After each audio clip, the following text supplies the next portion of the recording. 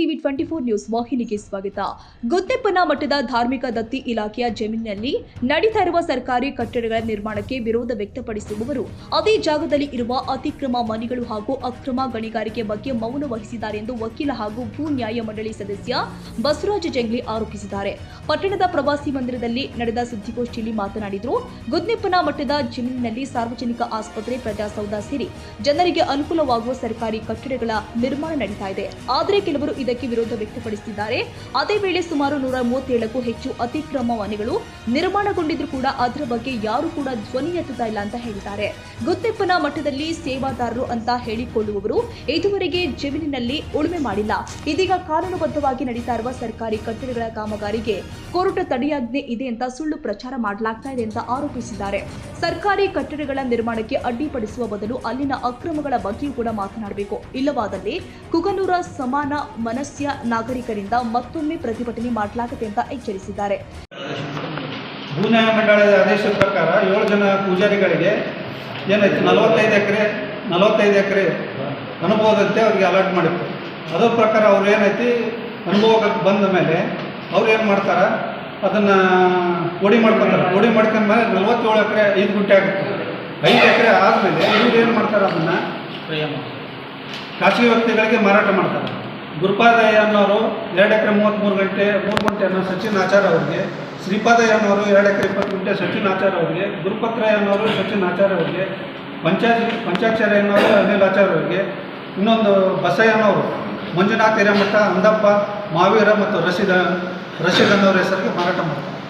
ಈ ಮಾರಾಟವನ್ನು ಅವರು ಮಾತಾಡೋಲ್ಲ. ಎಲ್ಲಿ ಇದನ್ನು ನಾವು ಮಾರಾಟ ಮಾಡೀವಿ, ಖಾಸಗಿ ವ್ಯಕ್ತಿಗಳಿಗೆ ಮಾರಾಟ ಮಾಡೀವಿ, ಈಗ ಹಿಂದೆ ಮಾರಾಟ ಮಾಡೀವಿ ಅನ್ನೋದು ಎಲ್ಲಿ ಹೇಳೋಲ್ಲ. ಈಗ ಗೌರ್ಮೆಂಟ್ ಇದಾಗಬೇಕು, ಅದನ್ನು ಬೇಡ ಅಂತ. ಮತ್ತು ಇದನ್ನ ಯಾಕೆ ಮಾರಾಟ ಮಾಡಿದ್ರೆ ಅನ್ನೋದು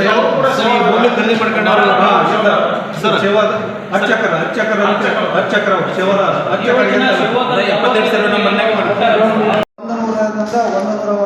137 ಅಕ್ರಮ ಮನೆಗಳಿದ್ದಾವೆ ಅಂತೇಳಿ ಏನು ಪಂಚಾಯತ್ ದಾಖಲೆಗಳಿಂದ ತಿಳಿದು ಬಂದಿದೆ. ಮತ್ತು ಅವನು ಕೆಡವಕ್ಕೆ ತೆರವುಗೊಳಿಸೋಕೆ ಏನು ಕಾನೂನು ಕ್ರಮ ಕೈಗೊಂಡಿದ್ದಾರೆ ಅನ್ನೋದನ್ನು ಪಟ್ಟಣ ಪಂಚಾಯತ್ ಅಧಿಕಾರಿಗಳಾಗಲಿ ಮತ್ತು ತಹಸೀಲ್ದಾರಾಗಲಿ ಇಲ್ಲಿವರೆಗೂ ಯಾವುದೇ ಕ್ರಮ ಕೈಗೊಂಡಿಲ್ಲ.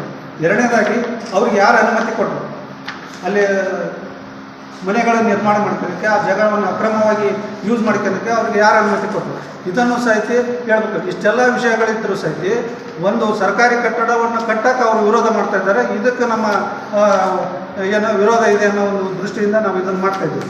ಅದರ ಅಲ್ಲದೆ ಆ ವಿಷಯವಾಗಿ ನಾವು ಲೋಕಾಯುಕ್ತಕ್ಕೆ ಒಂದು ದೂರನ್ನು ಸಹ ಸಲ್ಲಿಸಿದ್ವಿ. ಆ ದೂರಿನಲ್ಲಿ ಏನಾಯ್ತು, ಕುಕ್ನೂರು ಪಟ್ಟಣ ಪಂಚಾಯತ್ ಮುಖ್ಯಾಧಿಕಾರಿಗಳು ಹಾಗೂ ತಹಸೀಲ್ದಾರರು ಇಲ್ಲಿ ಅಕ್ರಮ ಮನೆಗಳು ನಿರ್ಮಾಣ ಆಗಿರುವಂಥ ವರದಿ ಸಲ್ಲಿಸಿದರು. ಆಮೇಲೆ ಇದು ಅಕ್ರಮ ಗಣಿಗಾರಿಕೆ ಬಗ್ಗೆ ನಾವು ಅಲ್ಲಿ ಪ್ರಶ್ನೆ ಮಾಡಿದಾಗ ಅವರು ವರದಿಯನ್ನು ಕೊಡುವ ಕಾಲಕ್ಕೆ ಅಲ್ಲಿ ಅಕ್ರಮ ಗಣಿಗಾರಿಕೆ ಇಲ್ಲ ಅನ್ನೋದನ್ನು ಅವರು ತಮ್ಮ ವರದಿಯಲ್ಲಿ ಸಲ್ಲಿಸಿದ್ದಾರೆ. ಅಲ್ಲಿ ಅಕ್ರಮ ಗಣಿಗಾರಿಕೆ ಇದ್ದವು. ಆಮೇಲೆ ಈಗ ಸೇವಾದಾರರಿಗೆ 45 ಎಕರೆ ಸೇವಾದಾರರಿಗೆ ಈ ಹಿಂದೆ ಇದು ಪ್ರಕರಣ ಕೋರ್ಟ್ನಲ್ಲಿ ಇದು ಪ್ರಕರಣವನ್ನು ಹೊರತುಪಡಿಸಿದೆ. ಅರ್ಚಕರಿಗಾಗಿ 45 ಎಕರೆ ಜಮೀನು ಮಂಜೂರಾಗಿತ್ತು. ಆ 45 ಎಕರೆ ಜಮೀನಿನಲ್ಲಿ ಈಗ ಅವ್ರು ಏನದಾರ, ಈಗ ಸೇವಾದಾರರದಾರ, ಅವರು ಬೇರೆಯವರಿಗೆ ಜಮೀನನ್ನು ಮಾರಾಟ ಮಾಡಿ ಖಾಸಗಿ ವ್ಯಕ್ತಿಗಳಿಗೆ 8 ಎಕರೆ ಮುರಾರಿ ಸ್ಕೂಲ್ಗೆ ಹೊರತುಪಡಿಸಿ 18 ಎಕರೆಯನ್ನು ಖಾಸಗಿ ವ್ಯಕ್ತಿಗಳಿಗೆ ಮಾರಾಟ ಮಾಡಿದ್ದಾರೆ. ಆ ಖಾಸಗಿ ವ್ಯಕ್ತಿಗಳು ಏನು ಮಾಡಿದ್ದಾರೆ, ಇವತ್ತು ಅಲ್ಲಿ ಅಕ್ರಮ ಗಣಿಗಾರಿಕೆಯನ್ನು ನಡೆಸ್ತಾ ಇದ್ದಾರೆ.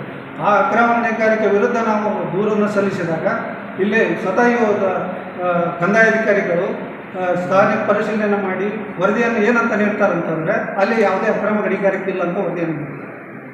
ಇದು ಏನು ತೋರಿಸುತ್ತಪ್ಪ ಅಂದರೆ ಜನರಲ್ಲಿ ತಪ್ಪು ಅಭಿಪ್ರಾಯವನ್ನು ಮೂಡಿಸೋದು, ಸಾರ್ವಜನಿಕ ವಲಯದಲ್ಲಿ ತಪ್ಪು ಅಭಿಪ್ರಾಯವನ್ನು ಮೂಡಿಸೋದು, ಮತ್ತು ಅಲ್ಲಿ ಏನೈತಿ ಒತ್ತಾಯಪೂರ್ವಕವಾಗಿ ಇವತ್ತು ಏನು ಕಟ್ಟಡಗಳು ಆಗ್ತವನ್ನೋ ಒಂದು ಬಿಂಬಿಸುವ ಸಲುವಾಗಿ ಇವತ್ತು ಸಾರ್ವಜನಿಕರಿಗೆ ತಪ್ಪು ಮಾಹಿತಿಯನ್ನು ಕೊಡ್ತಾ ಇದ್ದಾರೆ. ಇದನ್ನು ಹೋಗಲಾಡಿಸೋದು. ಈಗ ನಿಮಗೆ ಮಾಹಿತಿಗಾಗಿ ಯಾರ್ಯಾರಿಗೆ ಮಾರಾಟ ಮಾಡಿದ್ದಾರೆ, ಏನು ಮಾರಾಟ ಮಾಡಿದ್ದಾರೆ ಅನ್ನೋದು ನಿಮಗೆಲ್ಲ ದಾಖಲಾತಿಗಳನ್ನು ಇವತ್ತು ನೀಡ್ತಾ ಇದ್ದೀವಿ. 45 ಎಕರೆಯಲ್ಲಿ 18 ಎಕರೆಯನ್ನು ಸೇವಾದಾರ ಖಾಸಗಿ ವ್ಯಕ್ತಿಗಳಿಗೆ 7 ಜನ ಖಾಸಗಿ ವ್ಯಕ್ತಿಗಳಿಗೆ ಮಾರಾಟ ಮಾಡ್ತಾರೆ. ಅಲ್ಲಿ ಕಲ್ಲು ಗಣಿಗಾರಿಕೆ ನಡೀತಾ ಇದೆ ಅಂತ ನಾವು ಕೊಟ್ಟು ವರದಿ ಹೇಳೋದು ಸಹಿತ ತಪ್ಪು. ಈಗ ನಾಳೆ ಅದು ಆ್ಯಕ್ಷನ್ ಆಗುತ್ತೋ, ನಾಳೆ ಅವರು ಆದೇಶ ಆಗುತ್ತೆ, ಲೋಕಾಯುಕ್ತ ಆದೇಶ ಆದಾಗ ಮುಂದೆ. ಆಮೇಲೆ ಈ ವೇಳೆ ವಕೀಲರು ಆದ ರಮೇಶ್ ಗಜಕೋಶ, ದೇವೇಂದ್ರ ತೊಂಡಿಹಳ್ಳ, ಸಮಾಜ ಸೇವಕರು ಆದ ಮುತ್ತಣ್ಣ ಉಜ್ಜುಮನವರ, ಕಾರ್ತಿಕ ಜಾಧವ್ ಉಪಸ್ಥಿತರಿದ್ದರು.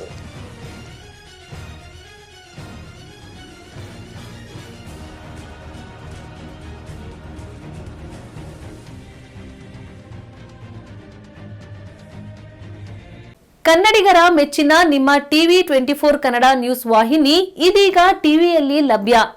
ಕರ್ನಾಟಕ ಮತ್ತು ದೇಶ ವಿದೇಶದ 360 ಡಿಗ್ರಿ ಸುದ್ದಿ ಹಾಗೂ ಉತ್ತರ ಕರ್ನಾಟಕ, ಬೆಳಗಾವಿ, ಬಾಗಲಕೋಟೆ, ಧಾರವಾಡ, ಹಾವೇರಿ, ಗದಗ, ಬಿಜಾಪುರ ಜಿಲ್ಲೆಯ ಕ್ಷಣ ಕ್ಷಣದ ವಿವರವನ್ನ ಪಡೆಯುವುದಕ್ಕೆ ಟಿವಿ 24 ಕನ್ನಡ ನ್ಯೂಸ್ ವಾಹಿನಿಯನ್ನ ಲೈಕ್ ಮಾಡಿ, ವಿಡಿಯೋಗಳನ್ನ ಶೇರ್ ಮಾಡಿ, ಕಮೆಂಟ್ ಮಾಡುವ ಮೂಲಕ ನಮ್ಮ ವಾಹಿನಿಗೆ ಸಹಕಾರ ನೀಡಿ ಮತ್ತು ಚಾನೆಲ್ ಅನ್ನ ಸಬ್ಸ್ಕ್ರೈಬ್ ಮಾಡಿ. Thank you.